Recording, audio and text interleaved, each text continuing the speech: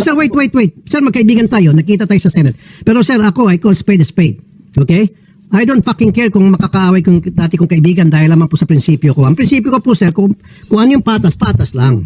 Kung hindi mali, mali lang. Yan po yun eh. Meron ako nakitang pagkakamali dito. I don't care dun sa vlogger na mayabang. Meron po kasi, I'm not gonna mention the name of the guy. I think, vlogger siya. At may kayabangan nga siya, kung tutusin, maraming asal sa kanya. Pero I think it was uncalled for na ginawa po ng CIDG na binalanda yung pagmumukha niya at pinabayaan pa yung komplena na pagmumurahin siya at insultuhin siya. Samantalang yung kanya pong kaso ay unjust vexation lamang na napakababaw. Ba't ganun po? Ba't pinayagan po ng CIDG yun? Senator Rafi, to put it in context. Actually, kahapon po, I was just in the Senate. I was just nga po with Senator Erwin. Nagbibidal nga ako kami na a few years ago, 5 years ago, hinuli rin po yung same person po na ito ng NBI po naman. At marami po naloko mga OFW po ito at kasama po si Senator Erwin sa tumulong sa pag-aresto na ito. And that guy was also presented. We understand na ang dating ko sa tao unjust fixation po ito, unjust fixation lang ito. But of course, we are protecting also the identities of people. However, Senator Rafi, siguro alam pala naman po natin yun yung tao pinag-uusapan dito. And all of his offenses to the public are extremely public. And siguro po, while there are issues, totoo lang po, meron nga po mga issues po na maaaring pag-usapan at mapagdebatihan. But at the end of the day, Senator Rafi, mahaba po listahan nito. Kung susumahin po natin, meron pong human trafficking dito, sa namakmak po ng estafa cases. Mga OFWs po natin ang pinapahamak po nito, yung pong hard-earned money po ng ating kapwa Pilipino, disrespect for institution, use of the uniform, pagpapahiya ko sa mga police, even NBI, even the LTO, and even the use of the name, the use of your name. Commissioner, I hear you. Opo. Ito yung point ko. Kasi I was really disappointed and I think the taong bayan was shortchanged. Kasi nga po, ulitin ko, nung dito sa programa, ilang beses, in fact, naghiring pa nga ako dyan eh. Humihingi ako ng picture, warrant of arrest, ng isang suspect na yun po ay nang rape at pumatay. At pinagkakaitan sa akin ng PNP. Now, sir, kung gusto ng PNP, ng CIDG, mag-press con, pangalandakan yung pagmumukha ng isang suspect na may warrant, sana man lang, sir, medyo malalim-lalim naman. Sana man lang sa yung mga rape, kidnapping, bank robbery. Wag naman po yung unjust vexation kasi ang pagkakalam ko po nung may tumawag sa aking kakilala ko, ito po yung away daw po ng parehong dalawang vlogger at pinatulan po natin ng PNP. Ngayon pag nag-away yung dalawang vlogger, wag po natin patulan. Hayaan na natin sila mag-away-away. Enough na po yun na mahuli natin yung taong yun and then ipalabas natin sa media na nahuli na itong si Poncio Pilato. That's good enough. Wag naman po yung ipapaya. Again, I don't know the guy. I haven't met the guy. Even ako nayayabahan ako sa taong yun. Kasi kung minsan dumadaan sa page ko, newsfeed ko, na talagang saksakan ng yabang. Pero walang personalan. Mayabang ka, sige. Karapatan mo yumabang. Pero naman sir, wag naman tayo mag-go overboard na nagpapagamit tayo yung ating PNP dahil merong isang taong lumapit at itong taong nito sikat din at inutusan. At saka meron ako nakita sir doon na itong vlogger na ito, nandun yung complainant, pati misis niya, pinagmumura sa harap niyo. Dapat hindi niyo pinayagan yung sir. Pinagmumura at meron pang sandali lang sir. Kumakanta-kanta pa, meron pa mga banda. That was really a circus. Sana hindi na po pinayagan yun. Natuwa ko doon nung nagalit nung nagsalita pa ko ng gano'n yung isang vlogger. Totoo, hindi po, yung po mga gano'n na we do not tolerate. In fact, we ask him to stop. Pero to put in context po, Senator Rafi, we don't like that. I personally didn't like that also. Pero yung pong saka sir, mga singit pa sir, baka makalimutan. Saka nakikita ko sir, yung vlogger na nagko-complain against this guy na naka-t-shirt na ng preso, nagigipaglambingan pa doon sa isang vlogger. Para bang nangyari, ang litaw nun sir, pag ako manonood at kung yung mga ordinary tao manonood, parang nabayaran yung PNP para huliin tong taon to, para ipahiya tong taon to. Definitely hindi po ganoon, Senator Rafi. Siguro po, alam ko naman po, malawak po ang inyong pag-iintindi po dito. Yung pong warrant po na lumabas po, incidental lang po na yun po yung warrant na yun. So there are other cases involved, there are other pending cases. Sabi ko nga ako, may human trafficking nga po dito. Ang dami po talaga, Senator Rafi, ibang level po talaga.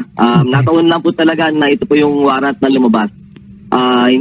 This is outside of the personalities here. And actually, I actually salute the PNP po, Senator Rafi, na mabilis po yung pagkaka-arresto nito. No sir, I'm sorry sir. I'm sorry, I don't salute the PNP. In fact, I saw it na nagamit ng PNP yung kanilang tungkulin para paboran yung isang tao na lumapit sa kanila. I didn't salute the PNP. Sasaludo po ako sir kung yung sir, sorry po. Sasaludo po sana ako sir kung yung hinuli nila, binaranda nila sa media ay kidnapper, bank robber, rape with homicide, yung bang mga malalaking kasalanan. Wag naman po yung unjust vexation kasi po ang nabasa lang unjust vexation lang eh. Di ba? Kung yung mga karumal-dumal na krimen, yung nag-chop-chop ng tao, na marami po dito yan. Almost every month, meron kami chinap-chop, binarder, nilagay sa maleta. Bakit yun? Hindi po pinapalabas yung mukha ng mga suspect. Bakit yung mga suspect nung mahuli, hindi po pinapreskon? Meron dito, di ba? Yung nilagay sa maleta, yung babae, nung magkaibigan. Nahuli yun. Bakit hindi nyo preskon yun? Chop-chop yun. Chinap-chop yung babae, nilagay sa maleta. Tapos tumakbo na Mindanao yung suspect. Nahuli nyo, nasa custody nyo. Walang preskon. Bakit ito, unjust vexation, preskon ninyo? Sir Rafi, sabi ko nga po sa inyo, ako po yung kasama po ninyo dyan. Yung po mga lahat po ng kriminal, yung pong kailangan nyo nga pong mga warrant, details, photos, kasama po ninyo ako dyan. I will provide you po with those details. Sabihin nyo lang po sa akin. Yun naman po, sabi ko nga ako dito, o nga po, it might appear na unjust vexation lang po ito, pero hindi nga po, Senator Rafi, I can provide you with the full case folder. Ngayon po, may perjury po dito. Ang dami po, napakahaba po, Senator Rafi. Meron pa nga akong private armed groups. Masyadong mahaba po. I'll be happy to cooperate po. I understand where you're coming from, Sen. Rafi. Hindi po tayo nagpapagamit sa kahit na sinong tao o vlogger. Yung po PNP po natin ay hindi po nagpapagamit sa kahit na sinong tao. Kasi sir, alam mo kung bakit nakita ko na para nagamit po yung PNP. Dahil natimbrihan po yung complainant against this vlogger na mayabang. O sabihin natin, vlogger na mayabang. Itong si vlogger na mayabang, nung mahuli siya, naka-ready na po yung complainant na may dala pa pong mga combo, may dala mga banda, tapos kumakanta-kanta pa. And pinayagan po ng PNP yun? Heck, po, dapat, iba po. Sir, wait. Sir, magkaibigan tayo. Nakita tayo sa Senate. Pero sir, ako, I call spade a spade. Okay? I don't fucking care kung makakaaway kung dati kong kaibigan dahil naman po sa prinsipyo ko. Ang prinsipyo ko po, sir, kung ano yung patas lang. Kung ano yung mali lang. Yun po yun eh. Meron ako nakikita pagkakamali dito. I don't care dun sa vlogger na mayabang. Okay, sobrang yabang talaga yung magi ako, nainis ako doon eh. Pero hanggang doon lang tayo sa inis. Pero wag natin pinipersonal. Yung point ko. Ako talaga sir, para sa akin, saksakan ng yabang yung taong yun. Pero yung ginawa sa kanya, grabe naman. Sobra na yun, sir. We acknowledge your comment po, Sen. Rafi. That's point well taken. Wag na po maulit yun, sir. You tell the PNP, wag na maulit yun, sir. Yes, Sen. Rafi. Makakarating po. Pero in defense po, sabi ko nga po, we will support you. Yung po hiningi po ninyo mga detalye and photos, we will give.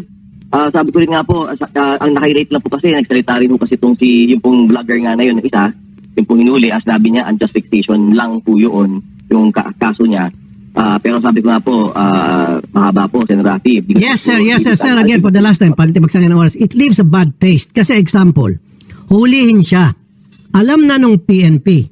Ibig sabihin, itong complainant laban din sa mayabang na vlogger, tinimbiran yung PNP. Ngayon sabi ng PNP, wag kayo mag-alala, huli na natin. Now, pagdating po doon sa presinto, nandun na po yung banda. May banda, sir. Tapos may mga Sir, sandali lang, sir. Sir, wait. Marami doon nagkakantahan pa sila.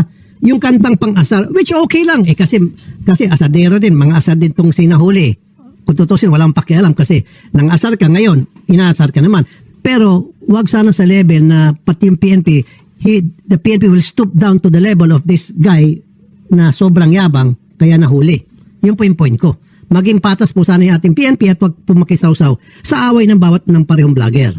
Okay, sir? I agree, Senator Rafi. Tama po kayo. Totoo, hindi ko po alam po na may banda. Meron po. Din po sa PNP. Hindi ko po nakita. Sensya na po, Senator Rafi, hindi ko po nakita. And I'm sure po the PNP did not know that.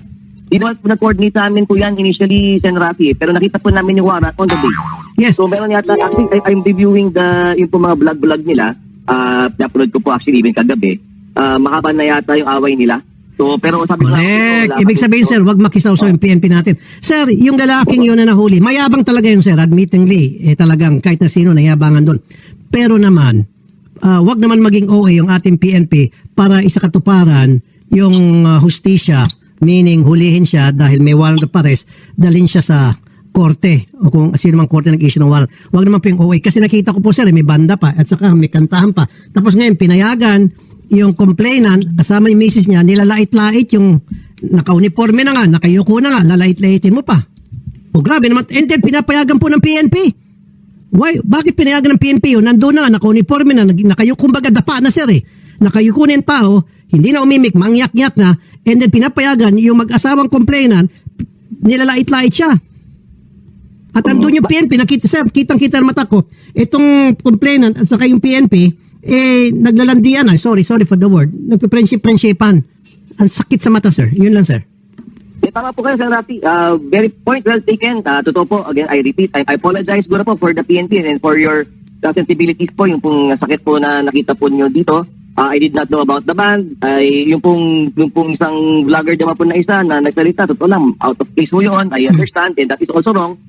We will make the proper corrections, Sir Rafi, at makasa po kayo na patuloy po natin i-improve ang ating serbisyo po sa taong bayan po, Sir Rafi. Thank you, sir. Na po. Tama po kayo. Thank you. Yan lang po. Commissioner Rafael Vicente Calinisan, Vice Chairperson, Executive Officer ng Hampol ko. Maraming salamat po sa time na binigyan niyo sa amin. Magandang hapon po, sir. Opo, mabuhay po kayo, Sir Rafi. Idol po. Maraming salamat. Thank you. Now, nice kong ulitin, yung taong nahuli, hindi ko kilala yun. And I don't care. Good for him. Nahuli ka. Dahil meron kang warrant, dapat lang iserve yung warrant sa iyo. At mayabang naman talaga yung taong yun. Sabi ng mga kaibigan ko, mayabang talaga yan. Kahit po sa comment section yun. Yes, mayabang siya. Go ahead. Karapatan mo magyabang. Nahuli ka, buti sa'yo. Pero wag naman yung makikipagsabuatan yung PNP doon sa nagreklamo laban sa kanya. Na pagdating doon sa press con, hiyain yung tao. Hindi naman ginagawa yan sa mga ibang kriminal na huli. Di ba sa atin, meron yung nilagay sa maleta, chinap-chap. Ang dami na po. Hindi ko na mabilang. Kasama na lahat ng daliri ko sa kamay at sa kapa ko na karumal-dumal, heinous crime na nahuli yung suspect. Hindi pinipress con. Hindi talaga.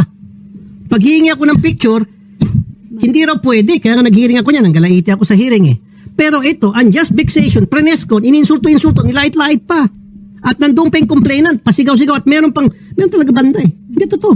Yung bandang pang probinsya, meron. May turotot, may banda. Sabi ko, God damn. Now, walang pakialam sa away ng dalawang vlogger at walang pakialam doon sa mayabang na vlogger na nahuli. Good for you. Yabang mo, nahuli ka. Pero mali ata yung pagtrato sa kanya. Hindi na tama. At idudugtong ko yan doon sa mga insidente rito na tayo humiling sa PNP na bigyan tayo ng warrant, picture, total may warrant naman, karumal-dumal na krimen ng rape, namatay. Ayaw tayo bigyan.